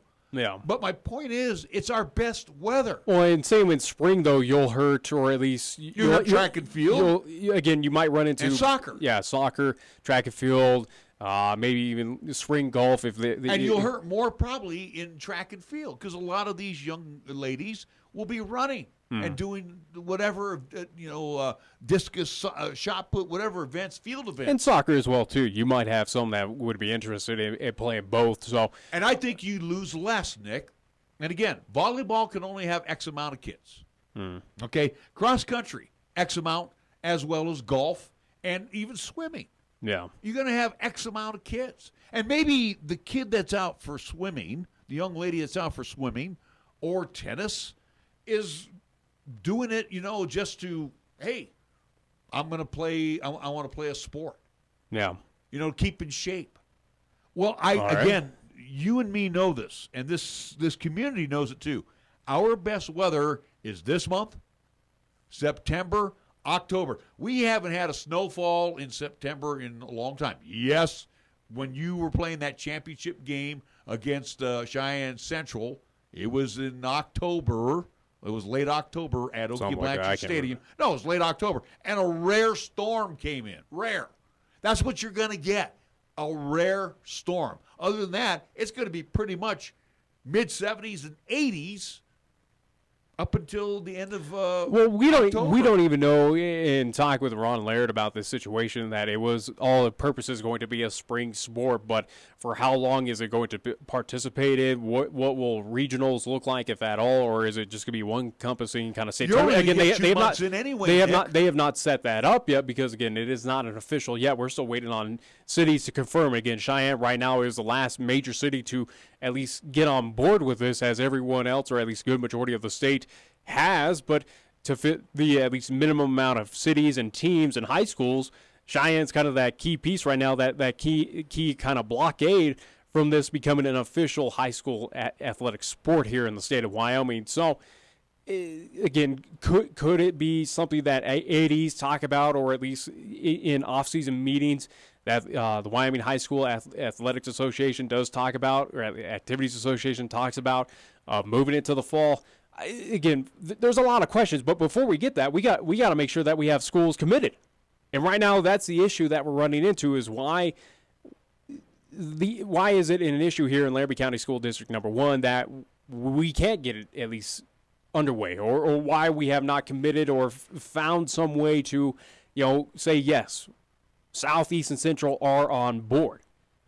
Now, again, the argument today against, and hopefully, again, we can get Boyd Brown in to at least discuss about it and reaffirm it. But from my understanding of watching that at least live stream, it was just lack of percentages, or at least of commitments, a part of those surveys that were very open-ended. And again, their argument regarding leaving it kind of open-ended, or at least basically listing off every sport available, including softball as well, was it just kind of get a fair assessment, so to speak, of the actual numbers. Now, could student-athletes lie about that? Could student-athletes might have not participated in those, at least surveys? Could student-athletes as well not even seen the softball option on there, didn't even know that it was an option on there? There's a lot of factors that could go into these, at least, surveys. It's not a perfect system, but again, their argument is that regarding these surveys that were very ambiguous, that the numbers did not come back in positive routes, that folks here in town, at least young women, were interested in playing softball here in town. Let's look at real numbers, okay? There's about 5,000 student athletes, or students, I should say, in Laramie County School District number 1. I'm off, obviously, maybe a few hundred, okay? And again, that also includes Triumph. So you break that down, say 1,500 per school. Yeah. And again, look at girls' fast pitch in the city, where we don't have a 16 and under team. It goes 18 and under. So you have young ladies that are 15, 16, 17, 18 that are playing in that division. And correct me if I'm wrong, I think on Adam's team it's the same way. 15, 16, 17, 18-year-olds are playing. I don't think so. Again, all right, sophomore, junior, and seniors. That's what you have playing. again, you got to look at how many kids are playing city softball, which will probably in that age group maybe come out to about 60. And then you got to look at Adams' team with about 50. That's 75 kids. And also, too, Adams' team is a little interesting where we talked about at least pulling some of the Torrington athletes, where we talked a lot of them coming down from at least Torrington to come play here in Cheyenne, a part of that extreme. Now, is that something that could the school district work well with Torrington to say, hey, we'll reach out to them? Maybe Pine Bluffs as well, Burns, Hillsdale here in Laramie County could come on and play. I mean, what are the possibilities there to kind of bolster those numbers to at least fuel the three potential high school teams here in softball for East, Central, and South? So, again, there's a lot of factors. There's a lot of questions about this. In my opinion, with the surveys, and others have kind of spoke out about this, of how it was divvied out and how controversy is kind of at least abound with what was out there. It was a little too open-ended. It was kind of almost snuck under the radar, is our understanding, where at least students didn't understand or didn't know that softball was an option on there. And again, knowing back in my day as a high schooler, again, surveys, even here now as 28 going on 29, I'm not participating in a survey. I toss those things out. Is it required? Who cares? You can goof on them. Again, even back in high school, you really didn't take those things seriously because it didn't reflect any grades or anything. It was, who cares? Here it is. I filled out. I did my duty. Have fun with it. I just think with those surveys, it's not an accurate numbers representation. So a minority is basically speaking for the majority. That's what you're thinking. No, I think you twisted my words around. No. I think if anything, I'm not twisting your words, Nick, because I could tell you. How about this? I'll make it easier for you. I don't think the surveys reflect the actual reality of what are the numbers for athletes, or at least, again, for young women, at least young women here in town, to play softball in the high school ranks. Well, and again, too, and I wasn't being nasty or anything, because I know there's a survey from our business that goes around here, and they drop 1,500 surveys, and they're lucky to get back a third. Yeah. Because people don't care about filling out surveys. Yeah. But here's the deal. As I'm running numbers in my head and I'm thinking about how many young ladies that Adam has on his team, if you figure a varsity and a junior varsity, 12 young ladies, that's 24 kids at Central, East, and at South. But again, you also have kids that want to go out. They have to participate. I mean, there is participation. And to fit a softball roster, we're looking at what minimum, 12? I would say probably 12, you look 14, kids. 14, 15, somewhere in there. So I'll round it up to that 15 mark. So again, about 45, at least young student athletes, again, young girls here in Cheyenne to fill teams, whether it is in Central, East, and South. So that's 30 kids from Central, again, with the feeder program at McCormick, 30 at East with the feeder from KRAE, and 30 at South from the feeder at Johnson. I'm talking minimum just 15 per school to just fit one team, where that's your varsity squad. I think you have to have a junior varsity team because, again, too, you have the younger kids. You have the younger kids that also play as well. Again, I'm giving you the 18 and under. There's also a 14 and under team that plays. So that would be your freshman team. All right. So how is this going to be divvied up? We have no idea. Again, it is still kind of in the work in progress. And again, stage. I'm going to say it's fall. You got to do it in fall. You can't do it in spring. You're going to have too many rainouts, snowouts. It's not going to be conducive weather for any of these young ladies. But again, to play. before we even get to that, at least part of the program for figuring out high school softball, we still got to get this city, for whatever reason, on board with it, or at least the school district on board, to say, yes, it is an official sport here. We can make it official that all three high schools have committed and will do it. Now, is it also to an issue regarding at least the softball complexes where, is it an issue that we have to share time with Converse, and are we going to send East to go play at Bremer Park? Is it an issue with just lack of facilities, possibly for all three teams to kind of say that they're their home facilities? Again, who knows at this point in time of what is the issue, but hopefully we'll get those answers sometime soon from Superintendent Boyd figuring this out. But again, my argument in my understanding of just reading between the lines and just kind of tabulating everything, it just seems like we have a it was a bad system in play to figure out the actual numbers. It was a bad survey, or at least, again, a survey that... Not a true survey. Yeah, not a true survey, not a true accurate number to figure out who is actually interested in playing softball in this town for any high school amongst it. So it's an interesting situation that Cheyenne's in. It's very puzzling of why this town that is known for its softball play, including the Cheyenne Extreme, that dominated, it seems, year in and year out, phenomenal team, makes it to the national tournament, dominates that state, but for whatever reason here in the Cap City, where we already have great softball players playing in rec or part of the, again, club team of the Cheyenne Extreme, that we can't get on board to elevate the softball sport in general here in the state of Wyoming, across the state, and make it a high school sport. It's just an interesting thing that the Laramie County School District is dragging their feet on this. Well, they're not dragging their feet, Nick. There's a lot of things to consider. Again, we're not Cody, and we're not Green River. Again, we have 3 high schools to deal with. For whatever reason. We are the only community that has 3 high schools. Tack on Triumph, 4. Technically 4 schools. Casper only has 2. Green River has 1. Cody has 1. All right. Torrington, if you want to go use Torrington, only have 1 high school. We have 3 to consider. And again, talking about numbers, will we be able to obtain those numbers to go out for softball, fast pitch? So there's more than meets the eye right now. There's the intangibles that I think the Laramie County School District Board of Trustees, along with Dr. Brown, are trying to figure out right now. Do I think everybody's on board? I think they do. I think they're on board.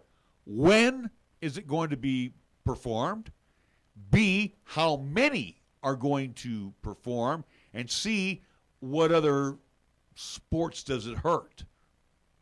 Because it will hurt other sports. And that's bound to happen. Again, when you add something new, guess what? I understand that. But, I mean, you already got established sports in place. How many is that going to hurt? Again, where this should be kind of commonplace, where it's going to hurt other sports across the town or across the state. It's the same situation when you add Cheyenne South to the mix of now we have 3 high schools, and now you're going to eliminate numbers from East and Central, where they were just split up between those 2 back in the day. Now you have to fill an entire high school, where even Cheyenne South is having difficulty filling out sports and athletes at those programs, and again, that might be an issue as well. But again, I go back to the issue of I think it's a not so much false number, but it's an inaccurate number of how many athletes are interested in playing softball. But again, that's neither here nor there. But we saw it up in Gillette with Thunder Basin splitting off, where it did affect those at least athletic programs up there for Campbell County. Granted, Thunder Basin did pick up, so to speak, where again they had the influx of folks going over, competing in that, at least for that high school. But looking at the Codys of the world, the Green Rivers of the world, they also offer volleyball, tennis, golf. They also have swimming. The point is, they're on board, so they would have enough young ladies to go out for softball, fast pitch, without it hurting other programs. Yeah, I think we have enough young ladies in all 3 of our schools. And again, I don't know how much Triumph will come into play, but we have enough ladies that are in these school districts that may want to go out for fast pitch. And maybe the outreach it'd be interesting to see if that's even a possibility of, could you outreach to the outlying communities here in Laramie County, whether it is Hillsdale, Burns, Pine Bluffs? Granted, they are in Laramie County School District number 2. I do believe so for at least Burns and for at least Pine Bluffs. But could they kind of jump the line, so to speak, and go over to Cheyenne to compete? If those athletes were, hey, I'm not interested in volleyball, but I'd gladly play for softball, whether it's at South, East, Central, however you figure out to divvy those entities up, just to kind of bolster those numbers for softball, to kind of get it underway in 2020, 2021, whenever this does get established here in the state of Wyoming. Be curious to see what the limitations are, what the possibilities are. Unfortunately, I don't think... Where, again, Cheyenne is already behind the 8 ball, so to speak, where we do have that extra high school where it's already having difficulty getting numbers. Unfortunately, Nick, that's not a bad suggestion, but it's not going to fly. Yeah. Because, again, like you mentioned, they're Laramie County School District number 2. Unfortunately for the smaller schools, because, again, you could think of Bighorn just outside of Sheridan. They could jump on board with Sheridan. It's not going to happen. Again, the smaller schools, Pinedale, they're not going to go play at Jackson. So the thing is, I think, unfortunately, this is going to be a 4A, maybe a 3A decision, kind of like soccer. Because, again, you don't have 1A, 2A soccer. You got 3A, 4A soccer, and that's it because of the population base. Unfortunately for those young ladies in Burns and Pine and Hillsdale, like you mentioned, Carpenter, it's just not going to happen. But I think who knows? I do believe, though. Could it be a realm of the possibility? I don't know. I don't know. I mean, I'm not knocking. There's a million questions of this, but it is something that we need to figure out. We need to get it voted on. Yes, first. What is Cheyenne, or at least Laramie County School District number? What is their decision? How are they? What is their process moving forward now? You got the numbers, you got the surveys back, but is it pretty much set in stone that their minds are made due to the numbers that no, softball is a no, we are voting no, and Cheyenne's out of it completely? That Cheyenne, for whatever reason, coming up if 2020, if the Activities Association finds it another city to commit to this, and it goes underway, is Cheyenne just going to step back and watch the rest of the state compete in at least high school softball? The largest city in the state is not competing in a high school at least athletic program, It doesn't make sense to me, but okay. But that's why talking about this, and hopefully we will hear from Superintendent Boyd sometime if he does reach back out to me. Hopefully he will. And we'll get those answers of figuring out what is the next step for Laramie County School District number 1 to make this a possibility. Will it ever be a possibility? Or is this something that is now dead in the water, not just here in Cheyenne, but now dies across the state of Wyoming because we were the last city of hope for this to be a thing? Again, when we talked to Ron Laird, he was waiting on here in Cheyenne to make that decision. See, and again too now, I throw another stick into the fire, another piece of wood in the fire. Again, I think doing it in spring is not good. I just don't think it's a beneficial program for the spring. Yeah, again, you're going to run into a lot of. We even saw it here when at least Extreme got underway. Late April, May-ish, especially with the weather that was wacky this season. A lot of cancellations, a lot of tournaments that just went bye-bye to the fact of rainouts. And it wasn't – let's say this, too, about the weather.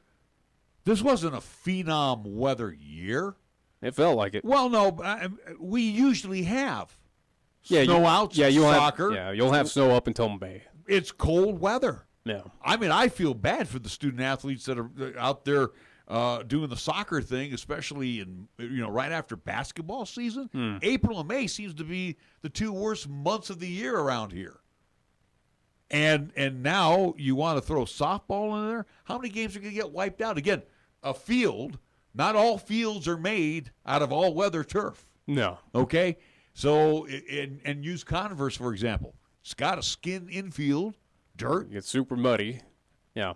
Snow, you got about 6 inches, 12 inches of snow. You're going to lose at least a weekend trying to get all that stuff off. Yeah. So, again, I think your best bet, again, I'm going to throw it out there, is fall. All right. And, again, you at least have August. That is furthest from the objection right now, or at least what's on the eye of this whole situation. I think that's a lot of people are thinking this, though. They're thinking, well, okay, if I go this route or Laramie County School District goes this route, we need to redo the thinking on this. We need to it seems better here. This is what Larry did. Larry said, I think it's a great idea to have softball, fast pitch here for our young ladies. Add that sport. Then I got to thinking, it's like, no, it's not a good time here. And how many games are we going to play? And, again, this is going to be open to all young ladies. So, again, some young ladies, all young ladies don't play volleyball. They don't golf, track, and again, tennis. So maybe it takes away folks from band, it takes folks away from cheer squads, whatever it may be. They might be interested in possibly at least competing with softball. There's ways. It is something that I just, in my opinion, I don't think the surveys reflect the actual truth here in the city with those student athletes, with those young ladies, of what the true reality is of who is actually interested in playing softball. And sometimes those things are skewed, like you had mentioned in the early get-go. Like I said, as a high schooler, when you were presented with these surveys, you just pretty much, you had fun with them, you goofed on them, or either threw them away. Yeah, and if you're not graded on it, you don't care. Yeah. So, yeah, I just don't think it reflects the actual truth. And it's hopefully something that it sounds like Laramie County School District number 1 is taken to heart, or at least they're going to take it as reality. Or they're dragging their heinies on it too. Who knows? And hopefully we can get those answers. All right, we do need to take a timeout. Let's pay some bills. We'll be right back with more Wyoming Sports Talk today after these words. To celebrate Taco John's 50th anniversary, our famous Sierra chicken sandwich is back. With grilled chicken and original Sierra sauce wrapped in a warm flatbread, the Sierra chicken sandwich is better than ever. Plus, we're giving you a chance to win $50,000, free food, and other great prizes with any medium or large drink purchase. 1 in 3 cups is a winner. Enter the code on the cup to see if you've won $50,000, free food, or other great prizes. The more you play, the more you win. Ole the day at Taco John's. Wyoming PACE, program of all-inclusive care for the elderly, has outgrown its current facility. We will now be located at 1200 East 20th Street on July 16th. The new location will allow us to help even more of Laramie County's aging population. At our new Wyoming PACE location, we will continue to offer medical and social health services, as well as transportation and activities for our participants. For more information, please call 307-773-8112. The end of the summer is in sight. Did you accomplish all of your home improvements and remodeling projects? Whether you're remodeling your kitchen or adding a little extra space for your growing family, a home equity line of credit with Platte Valley Bank can help you finish what you want to complete this summer. So stop in and we'll show you the hidden value in your home with a home equity line of credit with Platte Valley Bank. Platte Valley Bank, member FDIC, equal housing lender. All lines of credit are subject to credit approval. Certain restrictions may apply. We are the key to your cleaning success. The Key People that provides affordable office and professional cleaning services for over 40 years with exceptional customer care. All of our contractors have background checks and are licensed and bonded. We guarantee you a safe and secure service that is tailored to your individual and business needs. The Key People do not impose year-long contracts, and all quotes are free, confidential, and personalized. Call the Key People at 1-800-468-8283. That's 1-800-468-8283. You can actually get something good for your health at a drive-through window. When you order your next prescription from Medicap Pharmacy, call ahead and use our drive-through window. Or you can call for free delivery. You can even log on to Medicap.com and order a prescription refill. Your Medicap pharmacist will call you to make arrangements for pickup or delivery. Medicap Pharmacy. We'll always make time for you. Medicap Pharmacy, 1947 Bluegrass Circle, next to Texas Roadhouse in Cheyenne. Or call 635-3712. When you say Mondello Pizzeria, think authentic Italian. When you say Mondello Pizzeria, think made fresh from scratch. When you say Mondello Pizzeria, think great pizza, delicious Philly cheesesteak, superb hot and cold Italian sandwiches, meatballs, sausage, and special subs, calzones, crisp salads, and great service. When you say Mondello's Pizzeria, think unmatched Italian taste. Mondello's Pizzeria, 1507 Stillwater Avenue, your only true Italian stop for lunch or dinner. Here's the latest weather forecast on 1480 KRAE. For tonight, it'll be sunny with highs around 87. If tonight, it'll be partly cloudy with lows around 57. On Wednesday, it'll be mostly cloudy with thunderstorms likely throughout the day with highs around 85. And on Wednesday night, it'll be mostly cloudy once again with rain showers likely with lows around 56. Tired of lazy and predictable sports talk radio? We know you are. This is Cheyenne's new sports radio home. It's Wyoming Sports Talk Today, and it's right here on AM 1480 KRAE.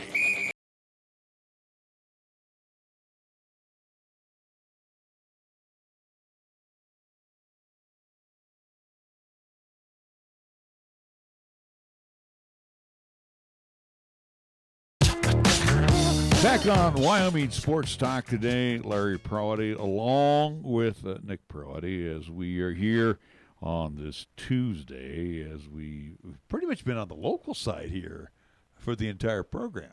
Coach. Might as well if no one else is going to be. Well, no, but I mean, there's other things going on as well too. So, let's see what we can look at. Yeah, as you go. Oh, yeah. Well, no. I've actually got a bunch of stuff here, and I'm looking at. We get a chance to see Zach Greinke tonight. If you are still watching the Rockies. Nope.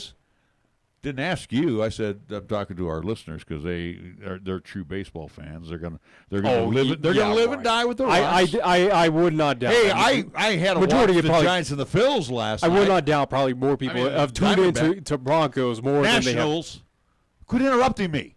Well, you're off. You're I'm just sounding garbage over there. I'm just saying. About. I'm just talking about baseball in general. And again, Zach Greinke makes his first appearance for the Astros, who are front runners in the AL West right now, and they're going to go up against the cellar dwellers in the NL West. So it'll be interesting. Well, the Rockies at least taking on the Giants got their first series victory there at home at Coors Field in a long, long time. It took them at least getting out of the month of July, moving into August. It was a nice little at least move for the Colorado Rockies to at least get back on some sort of winning track, where the Giants, who were the hottest team in baseball in the month of July, have now kind of quieted down a bit, running into, again, the Rockies, running in at least tail end of the Phillies, and also now seeing the Washington Nationals. So we'll see what happens coming up again. Rockies, I still think, officially out of things. They're not coming out. The interesting thing out of the NL West that came out today, at least especially with the trades that happened around the trade deadline regarding the San Francisco Giants happening at second base, where they picked up Scooter Gennett, as I thought he was going to be kind of your main guy and maybe interchange with Joe Panik. Well, now the Giants have kind of made it official that Gennett's going to be your main guy. And today, at least officially by the San Francisco Giants, Joe Panik has been DFA'd. He is a designated for assignment. Yeah, so we got our answer there, where Joe Panik, in his years after at least winning one championship there in 2014, 2015, an All-Star with the Giants, he's kind of dwindled since 2015. He's been oft injured as well, too. He is not. In 2014, he hit the Giants as a rookie with a ball of fire, and basically he's kind of fizzled over the last 3 seasons. And obviously, when they picked up Scooter Gennett, there was no takers on a Panik.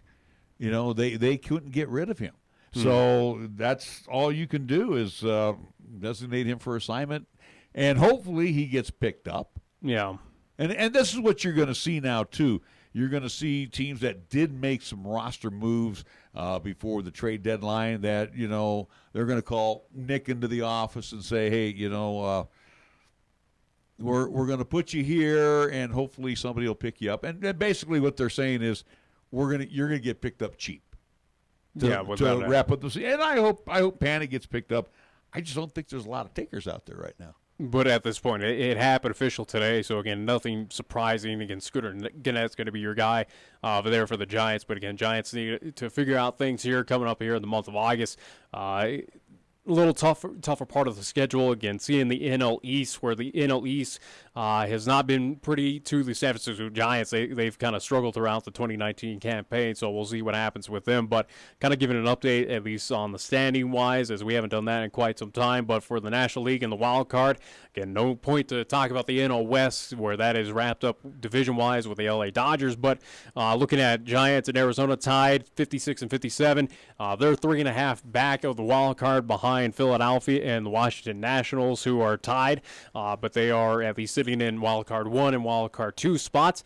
For the Colorado Rockies, they are right behind the Giants in Arizona. They are 4 games, or at least 3.5 behind the Giants in Arizona. They sit 7 games back in the wild card. And last but not least, the San Diego Padres, hot on the tail of the Colorado Rockies. They are a half game behind the Rockies, but they are 7.5 in total out of the wild card. So that's just kind of a little preview of the NL West of where they stand for postseason possibility this year. And going to the Padres here, and I'm just kind of looking at some things here real quick with the Padres and some of the stats. So you go after Manny Machado. You spend a pile of money on the guy. He's hitting 278. He's got 26 home runs, 69 RBIs. If you're the ownership of the Padres, are you okay with that for $30 million? Well, what about at least with Harper in Philadelphia? He's not made big waves for the Phillies. Granted, the Phillies are, as of right now, postseason bound. I had them at a little bit higher expectations of winning that NL East over Atlanta, or at least being competitive. But it is a situation where Harper really hasn't paid dividends as well, too, for the money. I know, but also, too, you look at a guy they went after last year, Eric Hosmer. He was a top-notch free agent. He's hitting .283, 16 home runs, 75 RBIs. These are good numbers. I'm not saying they're bad numbers. Not awful. But, yeah, I mean, are the Padres... Were the Padres expected to be in the postseason this year? No. I anticipated that they'd be a little bit more competitive. Granted, they were early on. They were a team that was showing some surprise early in the season, but now have kind of dwindled out, kind of like what the Rockies have done, of where you kind of know their true colors, that they're just a below average or near average team, nothing too special, and that's where it stands. It's more so for the Padres. I'll even put with the Diamondbacks and say with the San Francisco Giants of what are these teams going to look like in 2020, 2021, 2022, especially the Padres, where it is a team that still built pieces. It's still building pieces around Machado and Hosmer, a young, upcoming team. They still have issues with starters. They still have bullpen issues. Again, defense is not the greatest with the Padres, but San Diego this year didn't have high expectations. Thought they'd do a little bit better than they are right now, but it's a team I'm more interested in seeing in the future. And whether it is next season, 2021, 2022, kind of in the near future, of what the Padres are going to look like then. I mean, will they be competitors with these additions and the young pieces around them developing? Will it be that powerhouse? Fernando Tatis has proven himself as a major leaguer. I mean, he's hitting .323 right now. You look at Will Myers. He's aging, and he's hitting .224. He's going to probably go the route pretty soon, and they're paying him a lot of money of like one Cargo Gonzalez. Yeah. I think he's going to be on his way out. You got Ian Kinsler, who's also aging as well.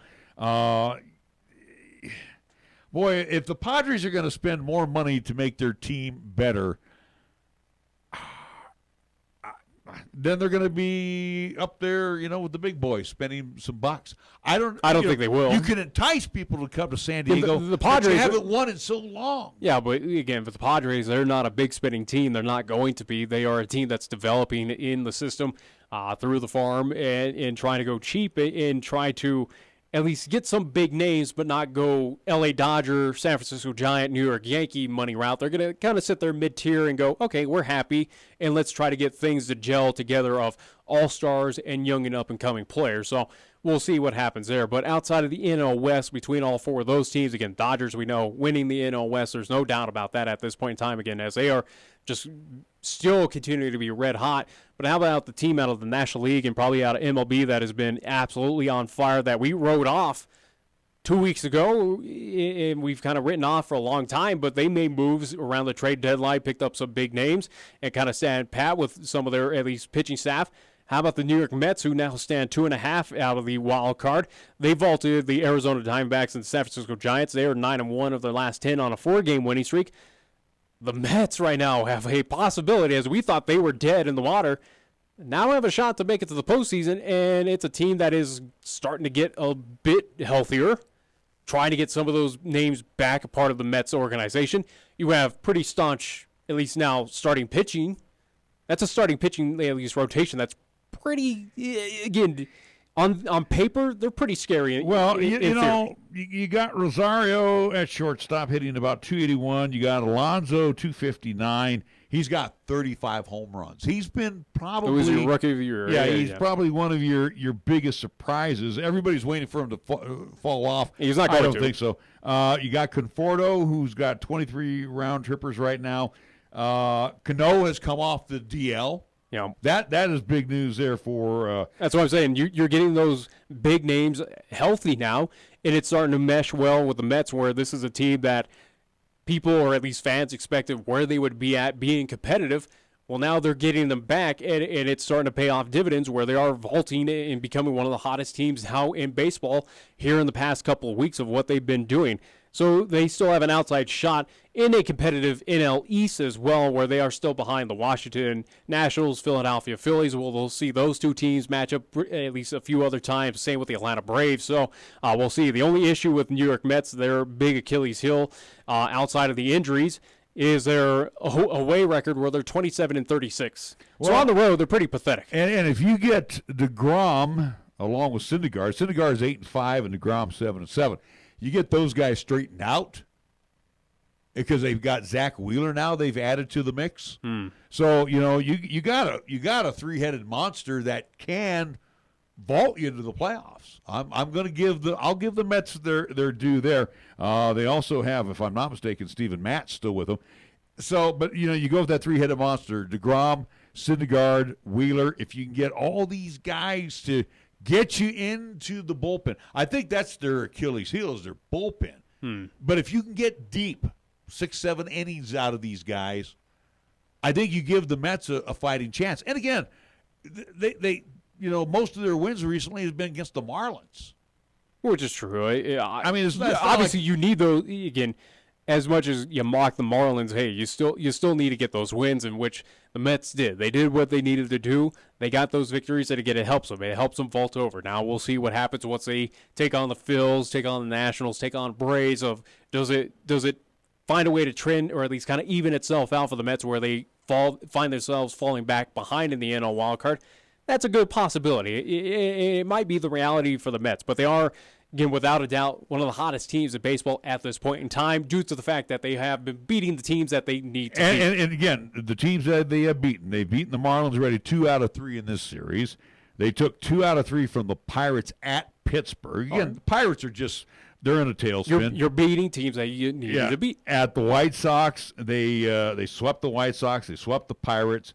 And then their last series with the Padres, they took 2 out of 3. So again, you're beating all the weaker teams. Yeah, and that's what you need to do to get to the point where they are right now, 2.5 back out of the wild card. They are now within it.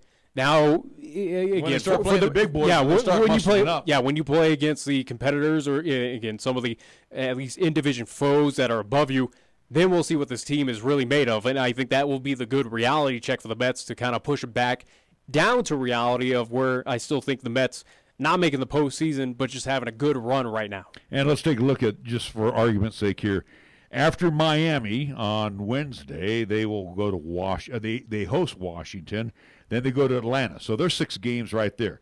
They kind of get a break as they go to Kansas City, then they got Cleveland, Atlanta, Chicago Cubs, Philadelphia, Washington. So probably and I'm going to say this, Nick, by Sunday, September 8th, we're here on Monday the 9th, I'm going to say the Mets are going to be out of it. Possibly. I think they will be. They're not going to do well against Atlanta. They probably won't be. Cleveland's on a mission right now.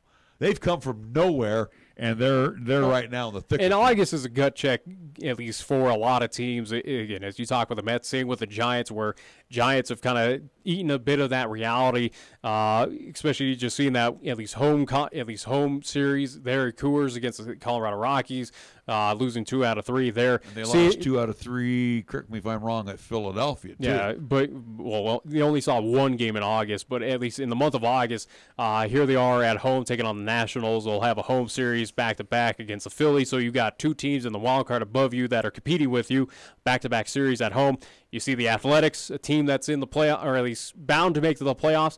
Then you're on the road against the Arizona Diamondbacks for 4, on the road against the Cubs, road against the Athletics, home against the Diamondbacks for 2, and then home against the Padres. So majority of August, that is a big gut check and good reality check for the Giants as well. If they want to keep this momentum, where it's already starting to slip a bit for them, you gotta test your might against some of the big dogs now. All right, we do need to take a quick timeout. One last timeout, and then we got to get ready to wrap things up here on Wyoming Sports Talk today.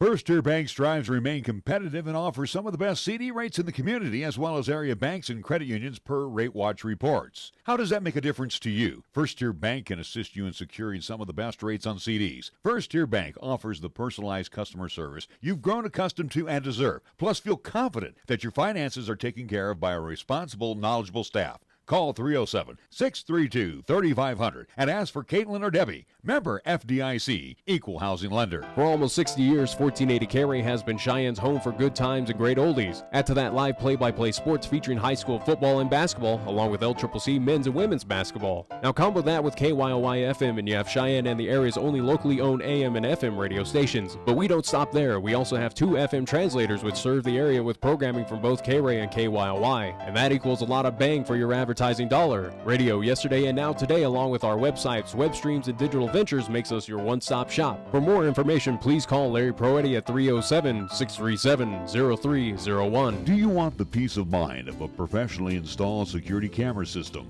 Then go with the name you trust, High West Digital Solutions, a High West Energy company. The experienced team at High West Digital Solutions will customize a video security system for you, helping you keep an eye on everything going on inside or outside your home or business. Go to hwds.com or call 307-245-4333. High West Digital Solutions, the best choice, the local choice, the right choice for you. We'll work hard for your business, and we'll work just as hard to keep it. I'm AJ Miller for Kia of Cheyenne, and you need to see the new 2019 Kia Sportage today. The 2019 Kia Sportage offers numerous options and advanced driving features that help you know who is around you and how best to stay in control. Kia Sportage offers many standard features for the money. Some of the competition does not. Come into Kia of Cheyenne, call 775-0123 or go to kiaofcheyenne.com, and we'll make it easy. Don't move firewood. Firewood can carry insects and diseases that kill trees. Remember to always get firewood as close to your destination as possible. Burn firewood where you buy or gather it. Trees in towns and forests are threatened by native and exotic insects and diseases that can hitch a ride in a load of firewood. Let's keep forests healthy so we can continue to enjoy camping, hiking, hunting, and fishing. Brought to you by the Wyoming State Forestry Division in cooperation with the U.S. Forest Service. Chick-fil-A is a proud supporter of our high school athletes at East, Central, and South. May the school year bring success to all of you. Before you start your day, stop by Chick-fil-A for a hearty, delicious, and satisfying breakfast, only at Windmill and Del Range. Breakfast is served Monday through Saturday from 6 in the morning till 10:30 a.m. Breakfast with Chick-fil-A, the most important meal of the day at Windmill and Del Range. Here's the latest weather forecast on 1480 KRAE. For tonight, it'll be sunny with highs around 87. For tonight, it'll be partly cloudy with lows around 57. On Wednesday, it'll be mostly cloudy with thunderstorms likely throughout the day with highs around 85. And on Wednesday night, it'll be mostly cloudy once again with rain showers likely with lows around 56. You're listening to Cheyenne's new Sports Talk Authority. This is Wyoming Sports Talk Today on AM 1480 KRAE.